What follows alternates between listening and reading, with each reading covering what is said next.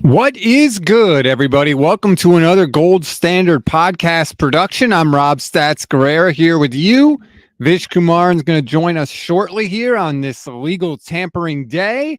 Very excited to have you with us. And we already, from a 49ers perspective, have some breaking news. It is unbelievable.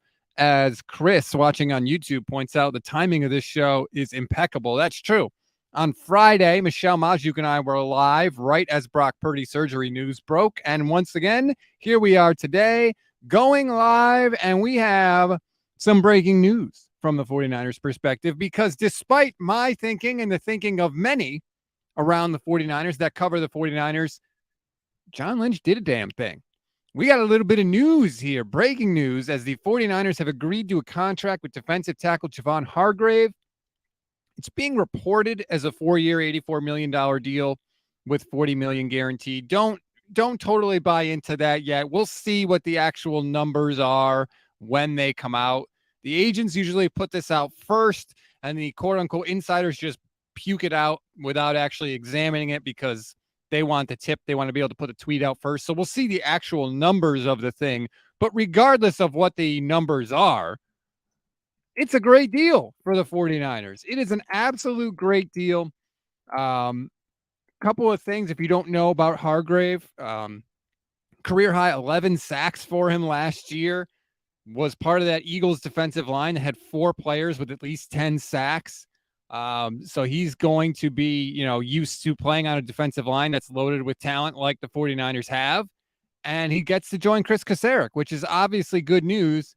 Vish Kumaran is here. He hops in. What's up, Vish? We got a little breaking news, baby. Javon Hargrave.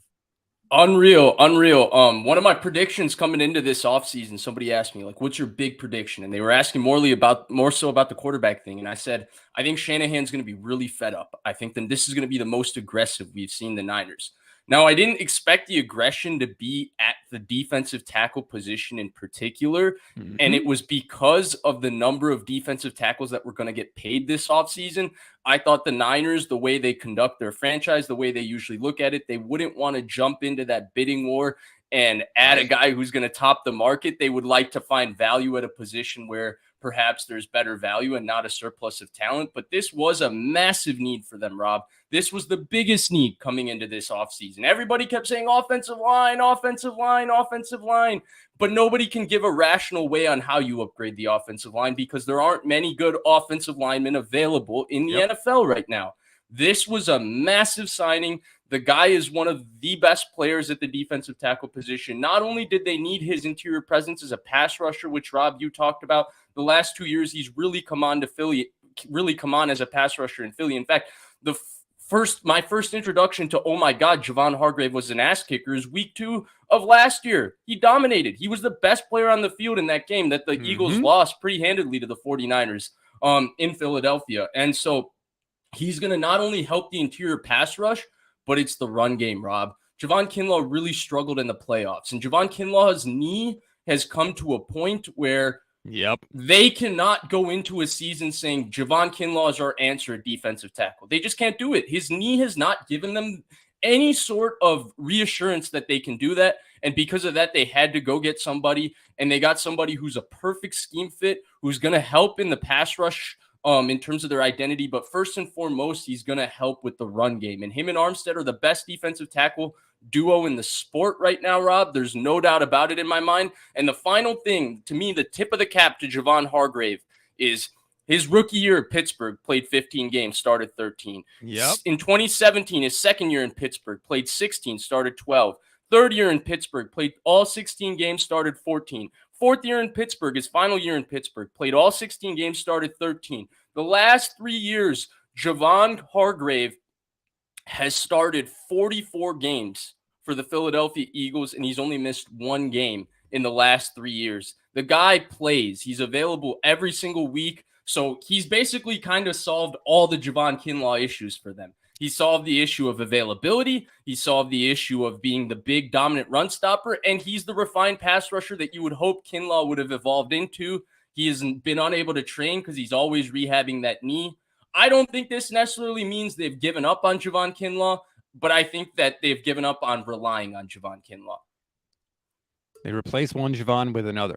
Look, when you miss in the draft, you pay in free agency. That's how it goes. We saw it with Quan Alexander Right. when the 49ers got him in free agency, and now they're paying Hargrave. And again, we don't know the nitty gritty of the deal. We'll find out.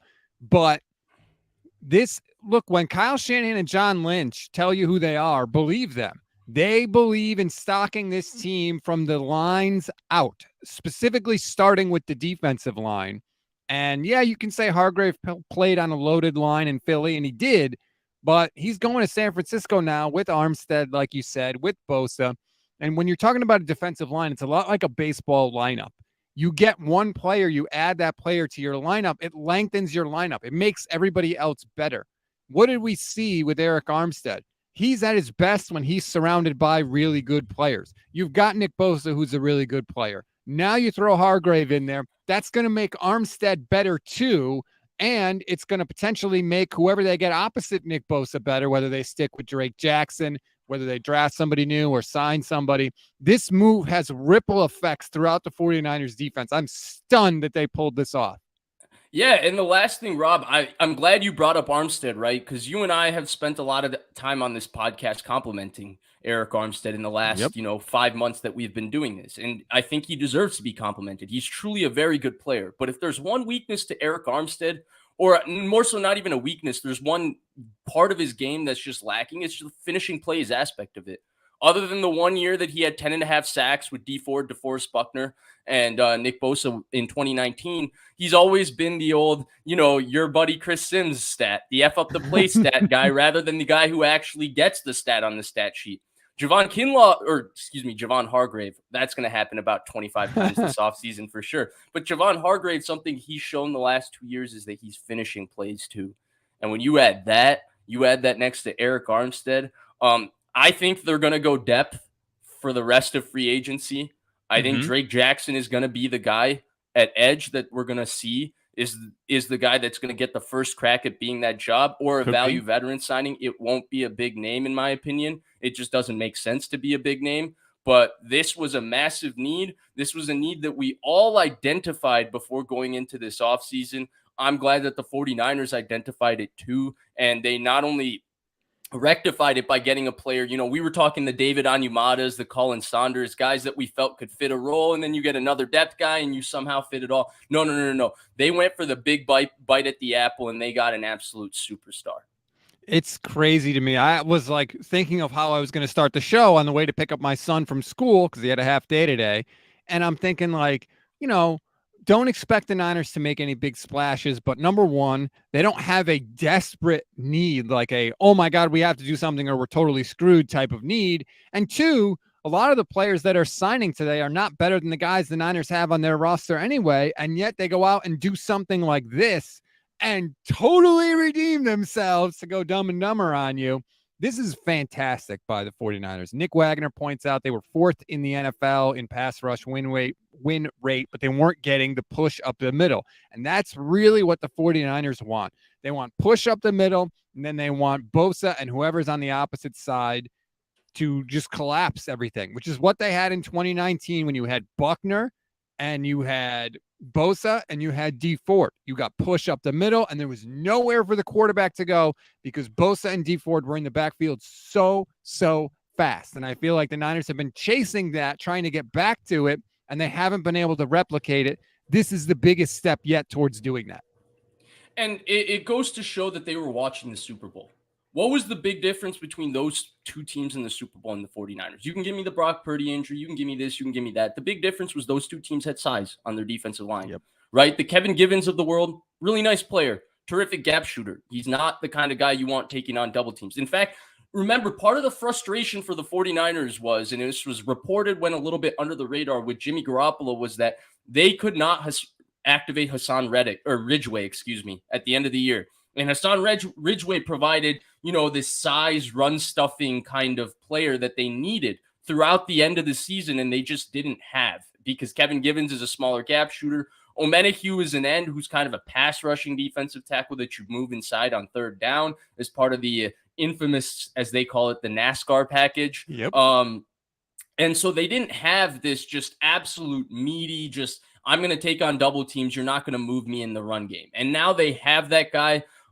They went and got him. It's an absolute home run signing, Rob. And I'm not someone who just comes here every single free agency and goes, yeah, the Niners home run signing. But this to me is kind of the perfect balance of the player fits, the player has production, the player has a history of health, the player is still reasonably young, and he's also really, really damn good.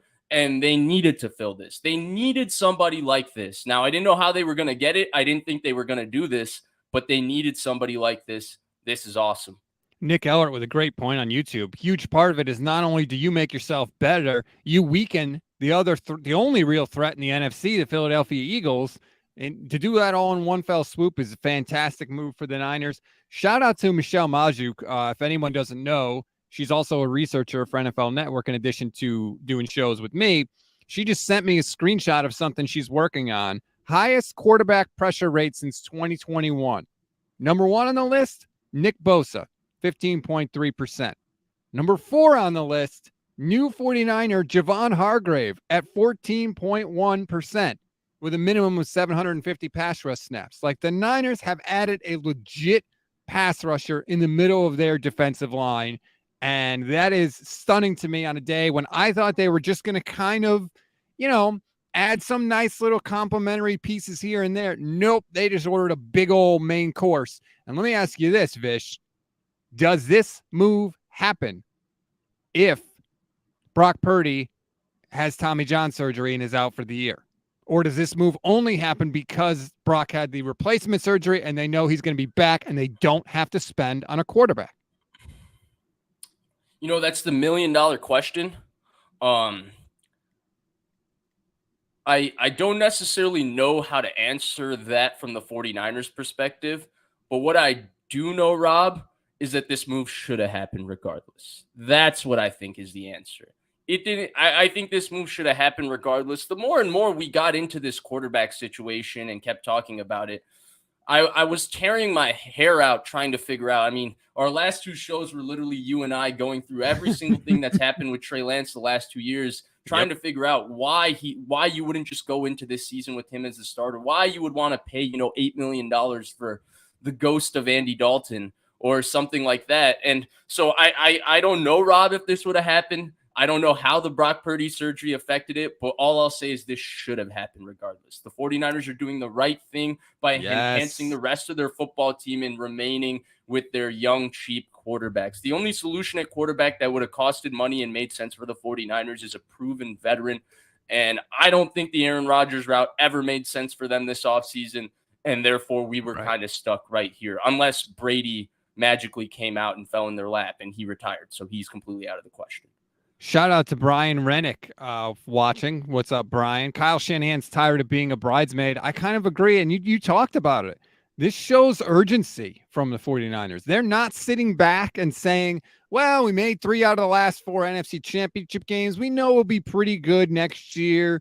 They're getting better. And, Jim Harbaugh used to have that old adage on the wall of the 49ers facility, and it said, you are either getting better or you are getting worse, but you never stay the same. It seems like the 49ers are subscribing to that theory because here they are, Vish, and in the early part of free agency, they make an absolute splash move. Just for anyone that doesn't know, Hargrave was number 5 on Pro Football Talk's top 100 free agent list. He was the best player that didn't get franchise tagged. So just that's a little bit of context for what the 49ers have reportedly added. Yeah. Absolutely. I'm sorry. I was just a little bit distracted. I saw the Mike McGlinchey signing, and I was just chuckling to myself how clearly Sean Payton is not embracing, quote unquote, let Russ cook, because Mike McGlinchey to the Denver Broncos means, hey, we're taking the football out of Russell Wilson's hands. We're going to build this team up by running the football and playing defense, and we're going to go back and take Russell Wilson back to what he was earlier in Seattle. What I actually haven't seen the official numbers. Do you have the actual numbers in front of you? No, that's what I've been searching for, but I'm assuming it's going to be massive, Rob. I'm assuming it's going to be massive. I remember I tweeted it like week 8 or week 9 during the season. I was like, everybody's going to be surprised after Jack Conklin got his deal, how big the Mike McGlinchey deal is going to be. And people are going to be like, oh, Mike McGlinchey's not worth it. all of that. But there was never really, in my opinion, an opportunity for the 49ers to bring him back. The market just wasn't there. Ooh, Carlos is $87.5 million in the check. Good for Mike McGlinchey. By the way, watching Mike McGlinchey pass protect for Russell Wilson is going to be such an interesting experience because one of Mike McGlinchey's tendencies as an offensive tackle is that he loves to just, if he gets beat out the edge, he likes to push the lineman past the quarterback's depth spot. And it was kind of an issue a little bit with Brock Purdy, who never climbed the pocket and always tried to escape out the back of the pocket. Now he's going to the king of escaping out of the back of the pocket, the king of never stepping up in the pocket. And McGlinchey's going to push the offensive line or the defensive lineman past him, and he's never going to know where that little number 3 is. And that might lead to some sacks and stuff. I'm interested. I'm sorry. The entire situation with Russell Wilson as a 49ers fan, I'm secretly enjoying it. Now, the fact that their first signing is Mike McGlinchey is extra just entertaining to me because it just means Russell, we gave you, $150 million guaranteed, and we're taking the football completely out of your hands. Hey, you know what? Congratulations, Mike McGlinchey. That dude played maybe his best he's ever played in his career last year. And he had broken ribs for a huge part of the season. He was always a good guy. I know he had some bad plays. I get it. But you know what? I like Mike McGlinchey as a person. He's obviously gone through some personal demons with the whole doom scrolling thing on social media. Good for you. If it is $87.5 million with $50 million guaranteed, congratulations, Mike McGlinchey. I'm happy for him, man. I always liked Mike. Yeah, 100%. And I hope Denver is a little more fair to him than 49ers fans were, because you know what? I'll just say it. 49ers fans were not good to Mike McGlinchey. They did not treat him the right way. They blamed a lot of things that weren't his fault on him. It felt like anything he did basically just got a reaction, and the reaction was always negative. And anything he did positively didn't seem to matter. It didn't seem to matter that he played so well, injured, as you mentioned, for the end of the season. But gosh, Rob, I hope that he doesn't get blamed in Denver for some of Russell Wilson's issues with pocket management. Well, I shouldn't say uh-oh. The Raiders are apparently closing in on a deal with Jimmy Garoppolo, according to Mike Garafolo. After 6 seasons and a Super Bowl appearance with the Niners, Jimmy G is on his way to Vegas. Vish, I think this is a brilliant move by Jimmy Garoppolo because he's going to Josh McDaniels. He's going to another offensive play caller that can make him look good and hide some of his deficiencies, especially with Derek Carr going to the Saints. It makes sense for Jimmy to go to the Raiders. It's a smart move by Jimmy Garoppolo. It's a smart move by Jimmy Garoppolo, and it's kind of a smart move by the Raiders as well, because they're kind of in no man's land now that Carolina made that big move up in terms of getting a quarterback, right? Because you still have Indianapolis lurking at 4. Seattle could possibly go quarterback. Maybe another team could jump in front of them. They're at 7, and it looks like Indianapolis, Houston, and Carolina are going quarterback. And there's 4 guys really projected to go in that area, so they're going to miss out, or possibly unless they make a big move. Jimmy Garoppolo at least gives them some level of credibility and balance where they can pivot to their next option. The only issue that always remains with Jimmy Garoppolo is you would like a quarterback who's consistently available if they're going to be a stopgap bridge or a veteran presence, especially when the Raiders aren't exactly sure what's going to be behind him, or if they're going to have the young guy this year or next year possibly. And that's where I hope Jimmy Garoppolo is able to stay healthy. But in terms of for the Raiders, for Josh McDaniels, for them to kind of, because they lost a lot of close games last year. They were not as bad as, some of the perception and the record. A lot of it was the negativity directed towards Josh McDaniels because of how ugly the situation was in Denver, and because he just seems to be the worst kind of human being, or that's what they seem to say. I don't want to pass that kind of judgment. That's not fair for me to say, but that's what people seem to say about him. They don't seem to like him. But either way, go ahead. Now you got a quarterback that everybody likes. How about that, Rob?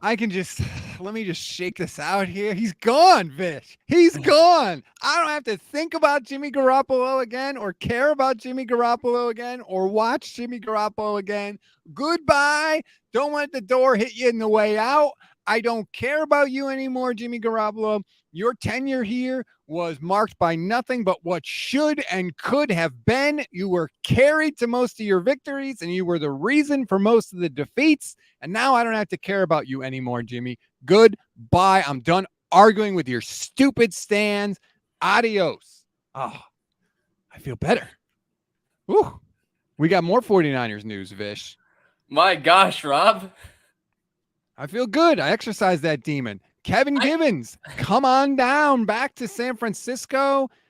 A 1 year, $2.1 million deal with $2 million guaranteed. That, according to Matt Barrows. Once again, Niners loading up on the defensive line. I like how you went straight to the Kevin Givens signing, so I couldn't respond to that somewhat You can interesting go ahead, respond if rant you want. about Garoppolo. The one credit I will give Garoppolo is that overall, you are right. There was a lot of disappointment at the end of the season, at the end of seasons, but his 49ers tenure was filled with, the 49ers being a good football team. So that was positive. I will say the only person that should be having that rejoiceful reaction, Rob, is what's the artist, Rita Oak. right? Rita Oak, the Yeah. artist, because she can finally, I mean, the creativity for 400 plus days that she had to draw something different about Jimmy Garoppolo every day was absolutely exceptional. And she can finally let that go. And maybe her, so I know when I write a lot, my, my finger right here, because I press on the pencil and I grip it like this, it starts to get a little swollen and all of that. I can't imagine how Rita's finger is. Given, the amount of time she's had to draw Jimmy Garoppolo. I wonder if she's templated a drawing of Jimmy Garoppolo at this point. But yeah, good for her that she doesn't have to keep drawing him anymore. I'll miss those. Those were awesome. Rita, that was such a cool thing. And the fact that she kept it going was awesome too. That's the saddest part of the Jimmy Garoppolo leaving, actually. But no, I mean, I'm just tired of it, man. Nobody talks about Kyle Juszczyk's win-loss record. Yeah, we always talk about Jimmy Garoppolo's win-loss record when Juice probably had more to do with it than Jimmy Garoppolo did. Juice is literally calling things out to help Jimmy. Remember that little tidbit that came out? Nobody remembers that. He's calling out like coverages and stuff. No. Goodbye, Jimmy Garoppolo. Motions, Rob. Motions. Whatever, there's, man. There's about 6 different motions on every different play. Yeah, that's the job of the quarterback, man. Your fullback's not supposed to be helping you out with that stuff. Jimmy got a 3-year, $67.5 million deal, including $34 million guaranteed. That's not really that impressive. Gone, Rob. A part of me is gone. Like, ever since I started doing this, like 60% of the conversation is revolved around this guy. And he was just this guy that we kept talking about. He was, a pretty good quarterback, got hurt too much, and just was in this kind of horrible situation because his negatives were amplified by the fact that his negatives were what was holding a team that most people looked at as a, cinch Super Bowl team back. And that was why he was such a polarizing player. And yet he always seemed to come back. It always seemed like the Niners didn't like him, but somehow he was back starting and playing for them. It just felt like, oh my God, this is never ending. And now it's actually ended. Like, wow. A 3-year, $67.5 million deal. That is not like, that's pretty reasonable for the Raiders. I think the Raiders did a good job there. Yeah, I think it is. But do you think, I think even for Garoppolo, the fact that he's been injured basically 3 out of the last 4 years, the fact that he was still able to get a deal like that is good for him. He's killing the business of the NFL. I'll tell you that, Rob. Jimmy Garoppolo is killing it with Don Yee. Don Yee's not, how long have we talked about it? Don Yee's not a stupid man. Will Schratt watching on Twitch at Stats on Fire. If you're not subscribed to the Twitch page, I'm so glad I won't have to see Jimmy G thumbnails for your podcast. See, people are just tired of it, man. We're tired of it. It is now they can't even bring him back, even if they want to, which good. So I don't know. That makes me happy. Let's go back to the Kevin Givens thing. I mean, the Niners clearly, it's funny. We had the number 1 defense in the league last year. The Niners, what did they do? Their first 2 free agent signings are major additions to the defense. Is that Kyle saying, hey, this is a problem area? Or is that Kyle saying, I'll scheme it up on the offense. We'll figure it out. But we're going to add to this defense and we're just going to make this team just absolute studs. I just think there's more guys secured under contract. They've spent so much time drafting offense. The last couple of years, they've signed a lot of offensive players. There's a lot of young guys there that are under contract, whereas the defense, there's a few more guys that were, on 1-year, 2-year deals. that became free agents. I think Hargrave was the big bite at the apple that they needed. I think that was the biggest need, Rob. I really do think it was the defensive tackle position, particularly size. It wasn't a guy like Kevin Givens. Even if they brought him back, it would have still been a need.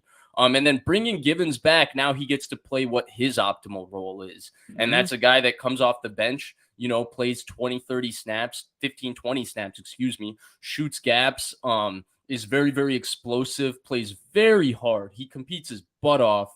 And he's a really, really good rotational piece. But the Niners would have been in trouble if he had to be their starting defensive tackle next to Eric Armstead this year. So this is, they're killing it right now. We'll see what else they do, but to me, they're killing it right now. I was kind of okay, whatever, with the Gibson signing yesterday. I think a lot of people made more of it than what it really was. It was a very, very safe signing. Yep. But you can understand the safety of why they locked up Gibson, because it was all in preparation to make the big run today at Javon Hargrave. I hate to give him any credit, but I will point out a tweet that Levin had yesterday. He said, Niners offseason has gone as well as it realistically could have. McKivitz and Gibson are back on cheap deals. Lance hopefully getting healthy. Purdy had the best surgery he could have had. And they got 7 comp picks in the draft. And this is, of course, is before the Hargrave signing. All things considered, this is a really good start to the 49ers offseason. Yeah. This is a really, really good start for them. And then, getting a guy like Hargrave, man, Rob, that's what I love, right? When you get a guy like that solves a need. Are we being too effusive? Are we being too effusive in our praise of this? I don't think he's very good against the run. But it's not like Javon Kinlaw was good against the run either. That's the thing. So, at least they have a guy that can do one thing really well. But I think, one, you combine him with the offense or the defensive line that they have. 2, Chris Kasarik is there, so hopefully he can help mitigate some of that. And 3, if you're going to get that good of a pass rusher, I think it's worth it from the 49ers to sacrifice a little bit in the run game because, again, their whole plan, their game script is get up by multiple scores and force you to pass. So that's ideally how the Niners want to win games. And if that is the script that is going to happen, then Hargrave's going to be fine on that defensive line. I'll say that I think there is some schematic difference there too. I think he'll play the run a lot better here than he did in Philadelphia. Why? I'm not disagreeing. Educate me. I'm saying why. It's just the fact that they played that Vic Fangio kind of 5-2 front, and he was just asked to 2-gap quite a bit. They had him play nose. They also had him play as a 5 technique and different stuff like that as a shade nose. Here, he's just probably going to play as a shade nose, which is DJ Jones's role. And the Niners ask you to get up the field. They allow their defensive linemen to get up the field. And I think that his responsibilities are going to be much less and they're going to be much simpler. And we're going to see Javon Hargrave's physical gifts, which are his, he's got size, explosion, length. He's got everything you look for in terms of just a physical, intimidating presence. We're going to really, really see that shine. I think that the run game stuff with him is a little bit more for what you're suited and all of that. And we saw Philadelphia, Hargrave's a big guy, but they needed even more size in there once Jordan Davis got out of there because they put such an emphasis on these guys to 2-gap, where then they had to go get, as Cam Newton calls him, Donkey Kong Sue and Linval Joseph. But I think that Javon Hargrave solves problems here. And again, Rob, I just keep going back. Turn on that week 2 game versus San Francisco, because I'm not going to pretend like I've watched too much Javon Hargrave over the last 2 years. I haven't. But that week 2 game last year against the 49ers, he was the best player on the field. He dominated that game. And I've noticed there's one pattern with Kyle Shanahan and guys that he signs in free agency. They're usually guys that have really, really good games against him, right? Quan Alexander was a nice player in Tampa Bay who had 2 of the greatest games a linebacker's ever had against Kyle Shanahan in Atlanta. When Shanahan was in Atlanta, next thing you know, Shanahan's giving him a bunch of money. Mooney Ward was a good player too, but Mooney Ward played very, very well in that Super Bowl. And I remember somebody on the 49ers told me at the time that they knew that he would go after Mooney Ward because he highlighted Mooney Ward a couple of times in meetings saying, see, that's a really good player. And they ended up going and signing him. And this brings us to Javon Hargrave, who I said in 2021 to me, that was the best player on the field on that day at Philadelphia. Now, Philadelphia lost the game, but individually, Javon Hargrave dominated. And there you go. Shanahan goes and gives him the money. So that's another thing we got to keep ourselves wired to, I guess, here. Who plays well against the 49ers and then ends up being available? Hey, I like any sort of insight into how the team thinks. I like. So I'm just scanning Twitter here. Nick Wagner says on a line that currently has Bosa, Javon Hargrave, and Eric Armstead on it, the case could be made the 49ers' Drake Jackson is in as good a position as possible for a young defensive end. It was already a big offseason for him. Now a massive opportunity to stake his claim on a loaded defensive line. They're putting their guy in a position to succeed, right? I mean, this is you thought that's what they were doing with Trey Lance, with Shanahan and all the weapons they have on offense. They're trying to do the same thing on defense now with Drake Jackson. I don't know if I necessarily look at it that way, Rob, because I do think there's going to be more guys they're going to sign at the edge position. But I think they just looked at the value they could get at the edge position and then the talent of Drake Jackson.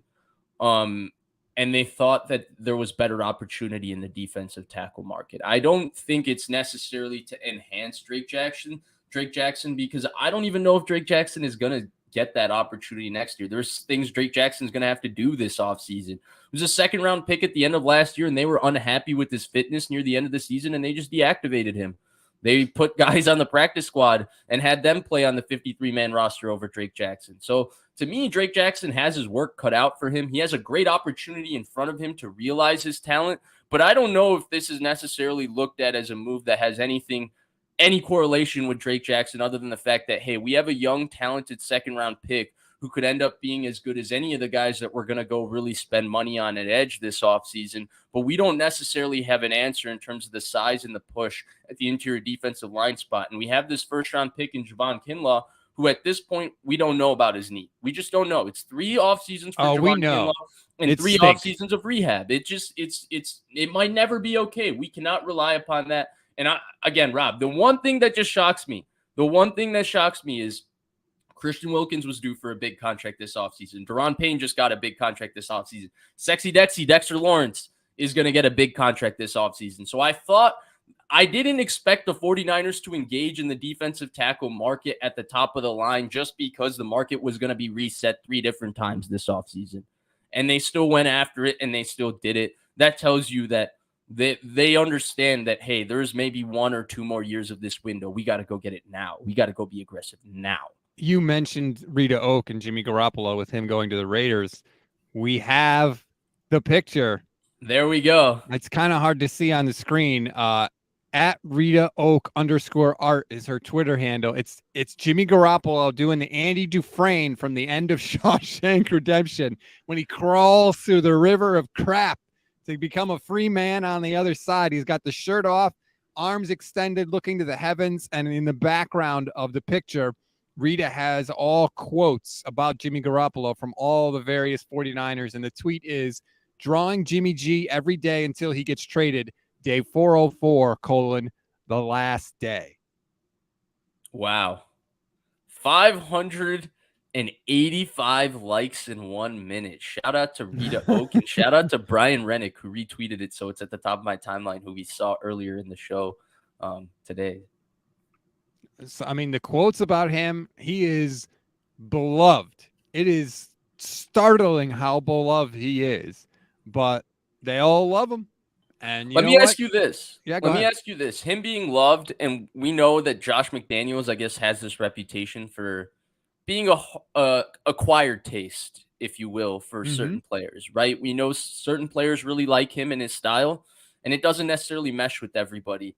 Having a quarterback who, Derek Carr was, I don't know if polarizing is the right word, but we know that Derek Carr wasn't perhaps as universally loved as Jimmy Garoppolo, if that's fair to say, just because definitely not. We've never seen a negative said about Garoppolo, while there have been some negatives come out from different people about Carr. Do you think that'll help McDaniels as they pivot and try to build whatever they're trying to build between him and Dave Ziegler in Vegas? We know Mark Davis is kind of giving them a large floor to build it, but we know that the Raiders fan base is already fed up with McDaniels. Do you think having a guy like Garoppolo, who just seems so low-key Everybody seems to like him. Everybody seems to be good with him. It just feels comfortable for everybody. Will help McDaniels deliver the messaging that he wants to deliver. Kyle is very hard on quarterbacks. We know this. Privately, he's very hard. We've seen him screaming on the sideline. Remember, Right. Grant Cohn said he thought he saw Kyle say to Jimmy, "This is simple shit. Can you do it?" And so if McDaniels is going to be the same way, like Jimmy's used to that. Like, and he knows what McDaniels is because he had him in New England. And so I think there's a comfort there.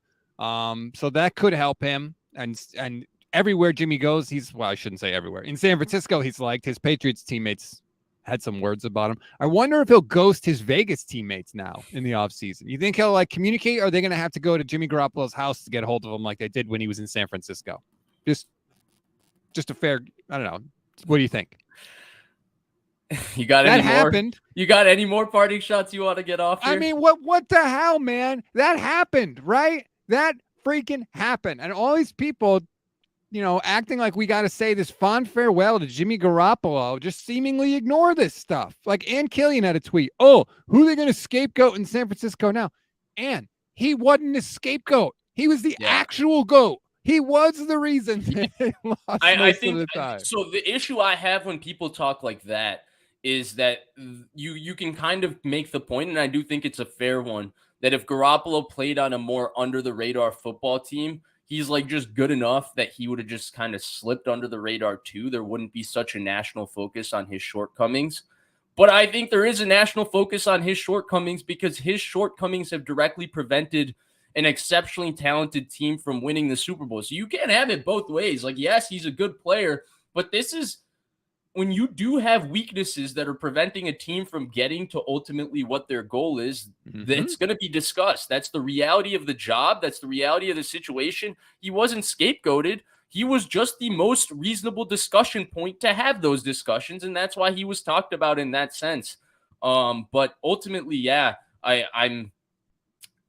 I'm like, dude, is this real? Like, Jimmy Garoppolo is actually gone after 3 different off seasons. That's all we've talked about is Jimmy Garoppolo being gone, and he's always been back. Like, he's actually gone. This is surreal. Yes, I can't believe it. Shout out to Bay Marin, by the way. Thank you very much for the super thanks and the details on the Jimmy Garoppolo contract. Always appreciate that. I got people from Philadelphia reaching out to me, tweeting at me. Javon Hargrave is great. You're going to love him. He's super consistent. That's exactly the kind of signing the 49ers need. And I'm stunned that I did not see this coming. I don't know how they're going to structure it. I don't know how they're going to fit it in. And to be honest, I don't really care. It's not my job to care. It's my job to just be amped about the signing. And I can't imagine how it's going to get any better for the 49ers. I mean, it's off to a hell of a start. All right, here's prediction time because of the Javon Hargrave signing. All right. We've gotten comfortable talking about the 49ers because they have a top 10-ish player at multiple different positions who's been phenomenal, right? We talk about all the different stud players they have, from Trent Williams to Bosa, to Debo, to Kittle, to Armstead, to Juszczyk, all these different guys, right? Here's a prediction because of the Javon Hargrave signing right here. Let's take it down the road, a little prediction time. Okay. One of those guys isn't going to be here in 2024. Which one? Kittle, an Armstead, somebody's going to be gone. I wouldn't be shocked if it's Armstead and Kittle, to be honest with you. I don't think Kittle finishes his contract with the 49ers. I just don't see it. His cap hit goes down to $9 million after next season. And if they can find a way to get one of these tight ends in the draft, which this draft is supposedly loaded with tight ends, like a Sam Laporta, who Michelle has just turned into my draft crush.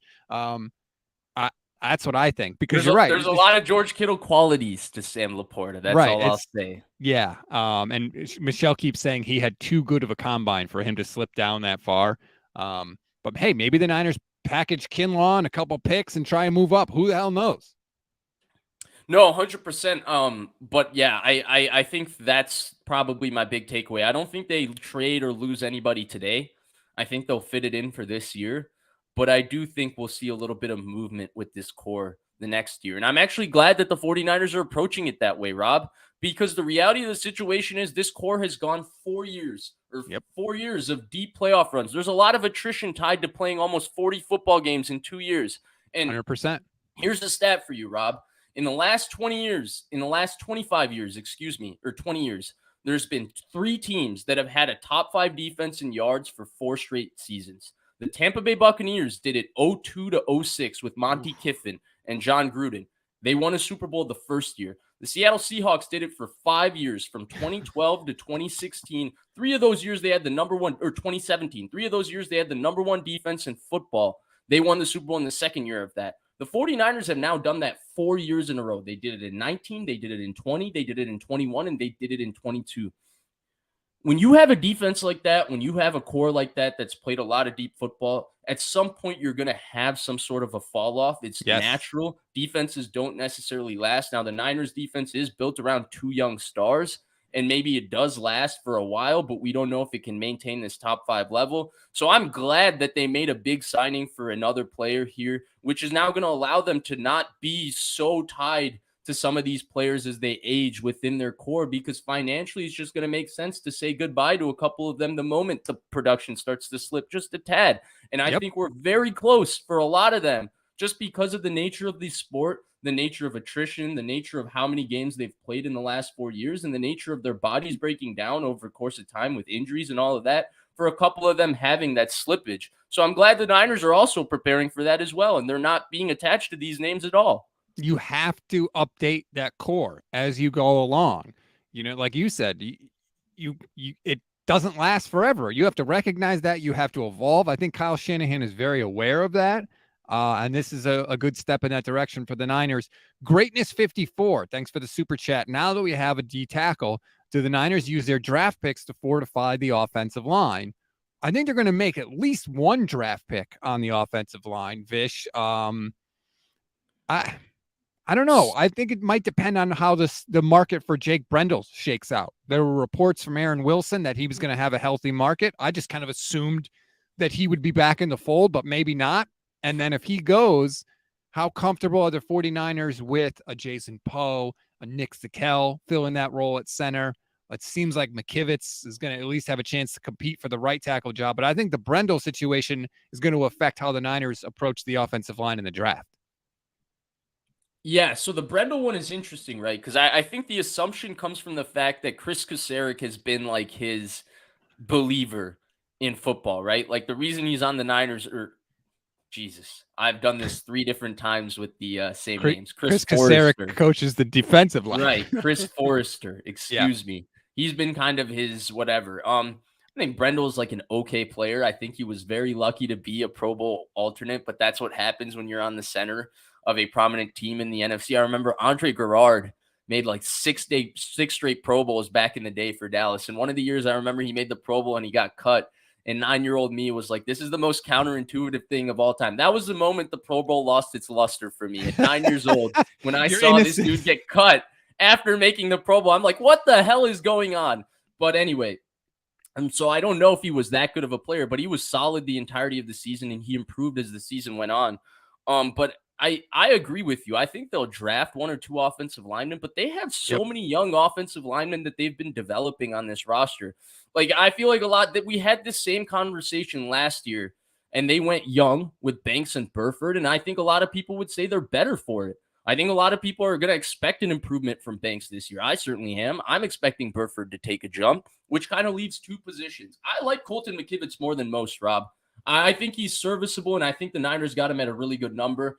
I don't think they're in a position when we're talking about offensive line to really upgrade. What are they? What 3rd round offensive lineman, 4th round, 5th round offensive lineman realistically is going to walk in and start 17 games in the NFL? Hey, Unlikely. would you have said that about Spencer Burford?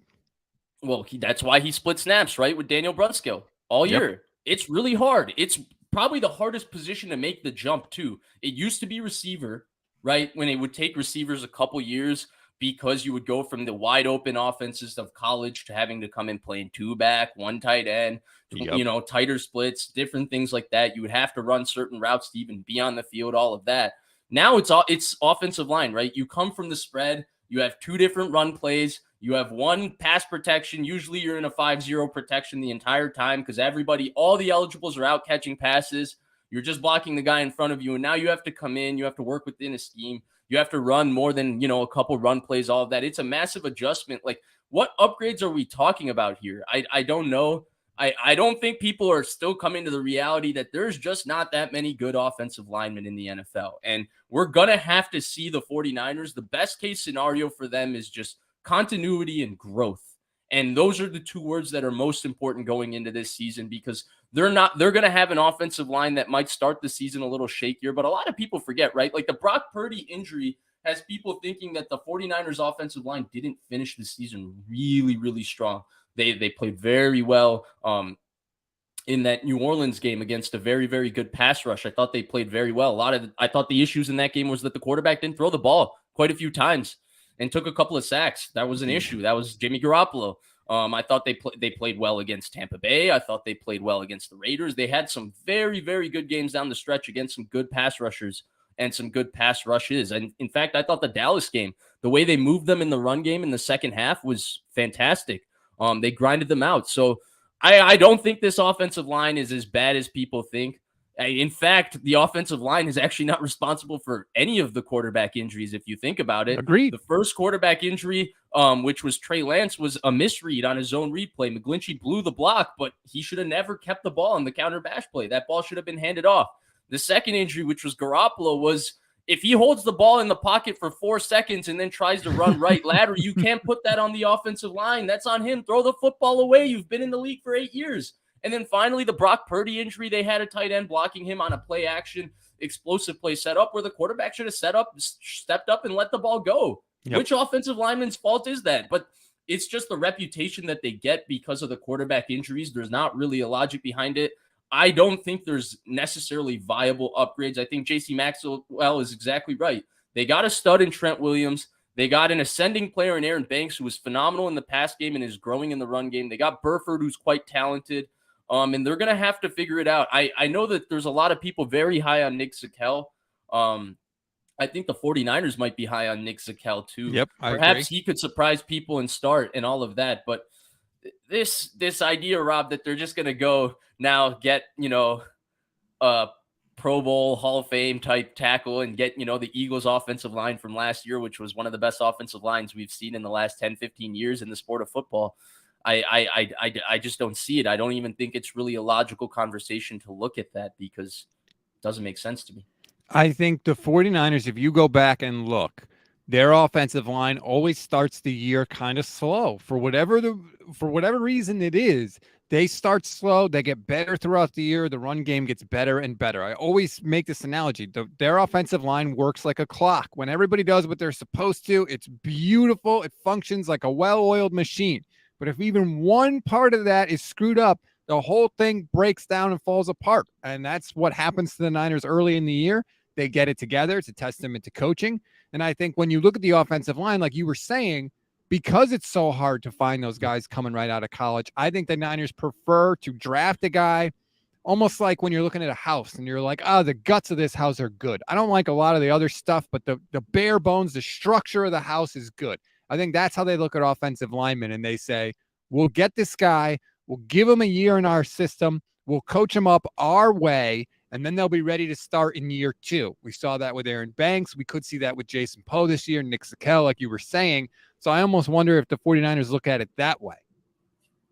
Yeah, no, absolutely. And I think that's the way they got to look at it. When you got a football team that's this good and you have this many highly paid players, you need to be able to develop and have growth from young players, right? I think that the last offseason is such a great example, right?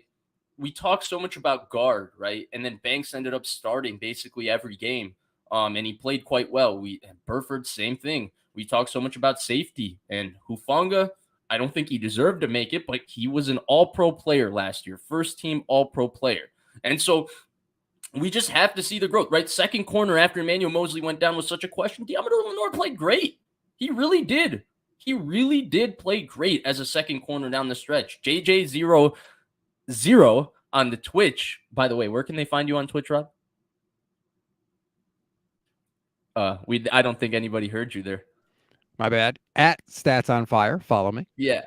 He's absolutely right. They need to develop some players.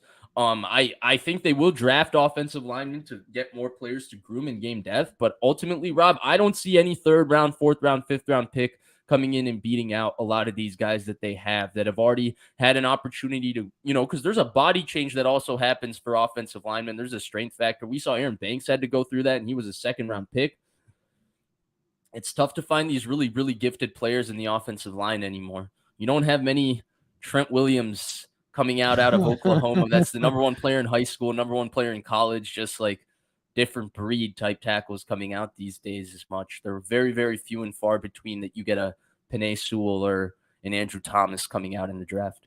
If you are just hopping into the stream and you've seen the news, Niners agree with defensive tackle Javon Hargrave, 4-year, $84 million deal with a reported $40 million guaranteed. Congratulations to him and the Niners.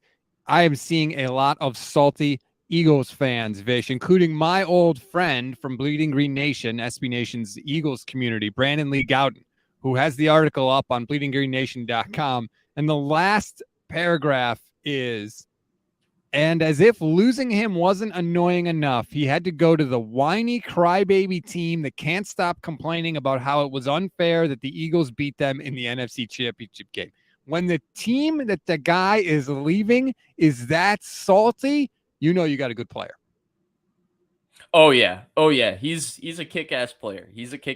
There's zero doubt about it. But Rob, my favorite thing about the player, and I'll just reiterate it for the people that were missing, is it's the 45 games played over the last 3 years. It's the fact the guy has basically played just about every game in his career that he's had the opportunity to. And that's huge when we're talking about a team that over the course of the season, their defensive line goes through so much attrition, right?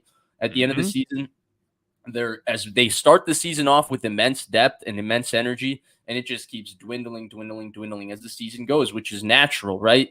Now, they're adding not only depth, but they're adding somebody whose calling card beyond being a very good player is availability, consistency, the ability to play a lot of snaps every single game. This is a big move, Rob. It's a big move. And here's what else I like. In 2019, 4 sacks. 2020, 4.5. 2021, 7.5. 2022, 11. So he's improved in sacks every year since 2019. That's an upward trajectory. Yeah, he's 30 years old, but that's okay. Not every guy you have to sign needs to be with you for 10 years. And the Niners are in this window that we keep talking about. It's okay to bring in some veteran depth on the defensive line. And that's what the Niners have done. They have made a big swing, and I keep saying, with the NFC as weak as it appears to be right now, be greedy. Take advantage. Don't try to get into the playoffs at 9-8. Try to get into the playoffs at 13-4 or 14-3, something like that. Go for that number one top seed. God damn it, Rob. What? I just saw the Chiefs sign Jawan Taylor. That's all right. Why are you upset? Such a seamless fit for a team that that's the kind of team he makes sense for, right? We're talking about a tackle that's very bad in the run game, incredible in pass protection. We'll go to the team that just doesn't like running the football and just wants to throw it all the time. Oh, don't be Listen, you're not going to have to worry about the Chiefs because of who they have at left tackle. Okay, you have to worry about the Chiefs. Rob, but I'm just it just pisses me off that they win the Super Bowl and they're a better team. I mean, there's a reason that they're good, right? It doesn't happen by accident. Mahomes is there, yes, but they also have Andy Reid. They have Brett Veach. Like, teams are good for a reason. And yeah, the Chiefs are going to be good. But you know what? The only time I need to worry about the Chiefs is in the Super Bowl. And I'll be more than happy to do that next year. And with signings like Hargrave, I may just have to. You could smile today, Vish. It's okay. I'm so happy. I'm so happy. I'm so happy that they went and made this move. I think it was. Don't say that, Carlo. Don't say that. I'll take it if that's what it takes to get back to another. I'll Super take. Bowl. Yeah, I have two hopes for this season. One is that the 49ers make the Super Bowl. The second is that they don't play the Chiefs in the Super Bowl. Anybody but the Chiefs. Because Patrick Mahomes, Rob, unless you can get all 5 of his offensive linemen injured before the Super Bowl, I find it hard to tell me that you're going to beat him in a one-off game. You know what? I'll take my chances. I'll take my friggin' You'll chances. take your chances. I agree with you. This is a time for celebration, Rob. Yes. Javon Hargrave was a big signing. Bringing back Kevin Gibbons was really good. And then do you want to just touch on Tashawn Gibson here before we go? Sure. That was the news that came in late last night. Absolutely. I think it was like basically a $2.9 million cap hit, something like that. 2 million, 2.9, something in that range. He had a very good rating against the run last year. I joked with Levin because we were doing the spreadsheet that Lombardi had, and one of the options for players on the spreadsheet is budget veteran, which is exactly what Tashawn Gibson was last year. He was a budget veteran signing for the 49ers, and he ended up leading the team in interceptions and having a damn good year and basically taking Jimmy Ward's spot. My question to you is, I saw like conflicting tweets from 49ers beat writers. I think it was Eric Branch said, well, this means Jimmy Ward's not coming back. I think it was Barrow said, this proves the Niners would be interested in Jimmy Ward to come back as a nickelback. How do you think the Gibson signing impacts Jimmy Ward? Maybe as a nickelback, and I think part of that was because he mentioned it, right? He mentioned, hey, wait, I could come back to the Niners. They might want me starting at nickel, but I also think that's Jimmy Ward reading the tea leaves on his market too, because this market just hasn't been good for veteran safeties the entire time. Like you can say, oh, look, Tashawn Gibson signed quickly. He signed for almost no money. That's why he signed quickly. It just turns out to be like worth, 2.5 times more than what he was paid last year. That's the big difference here. But Jimmy Ward's a guy who made $10 million last year. So there's a big difference. I love Jimmy Ward, right? You won't find somebody who's been pushing for Jimmy Ward's a great player more than me. I don't think they should bring him back. He's 31 years old. He's a great locker room presence, all of that. But you drafted Sam Womack in the 5th round for a reason. It's time. It's time to move on. You can't just keep bringing back 30-year-old players and overpaying them because you drafted him. He's young. Develop him. Put him on the field. If there's one guy in the secondary I think they should bring back, it's Carlo in the comments put it. It's Emmanuel Mosley. I've been saying that from day one. It's the one guy they should bring back. To me, let Jimmy Ward walk. Go forward with Womack. Go forward with Lenore, whoever that is. Figure it out between those two. And then in terms of Tashawn Gibson, I thought it was a very safe signing, Rob. I think it was a very much like, hey, we know he's steady. We know he does his job. And we know he can catch errant passes that are thrown to him. And he checks all those boxes. He's a veteran prep player. We know we can trust him. And I think it was a very, very safe and solid signing. I'm not going to sit here and ring the bell over Tashawn Gibson. But the one thing I do want them to do, and I think the Javon Hargrave signing opens it up, is one of those 3rd-round picks, I want them to draft a safety. Somebody young that they're grooming as a future starter next to Hufanga, because I don't think they can keep putting this Tashawn Gibson Band-Aid, which was a Jaquiski Tart Band-Aid the year before, which was a Jaquiski Tart Band-Aid. Like, you can't just keep putting this Band-Aid on this safety situation. To me, you have to move forward and have a young guy. Tarvarius Moore is a free agent, and he showed no ability to make you think he's a long-term answer as a starter at safety. He was an pretty nice special teams player. That's it. George Odom is an all-pro caliber special teams player, but to me, you don't want him as anything more as your backup safety. I would love for them to go get somebody and draft somebody as their future at safety, grooming him. And he would be kind of in the perfect role too, because they wouldn't put pressure on him to start this year, thanks to having good old Tashawn Gibson, who's steady and a veteran and does his job really, really well back there. Oh, sorry. Go ahead. Yeah. I completely agree with you. Like, eventually you have to invest in this position, and I hope that the 49ers will. I know you got to run, Vish. Before we go, just to leave everybody happy one more time, Jeff Deeney had this tweet. Quarterback pressures by Niners interior linemen last season. Armstead, 20. Hyder, 14. Gibbons, 13. McGill, 10. Ridgeway, 8. Kinlaw, 5. Spence, 3. Javon Hargrave had 57 quarterback pressures himself last year.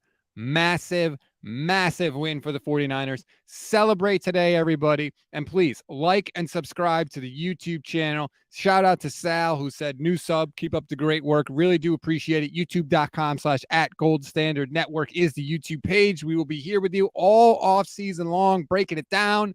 Vish, thank you very much for joining me today on a big 49ers news day. Thank you, Rob. And I'm so glad we pushed this show back 30 minutes today. Yep. Shout out to your son's school for having a half day because it allowed us to, come right on here like 10 minutes right after Javon Hargrave signed. You can't ask for better timing. So shout out to your son's school, really looking out for us during this time. Yeah, Bear Path Elementary. Let's go, baby. Enjoy the rest of the legal tampering period, everybody. Thanks for joining us.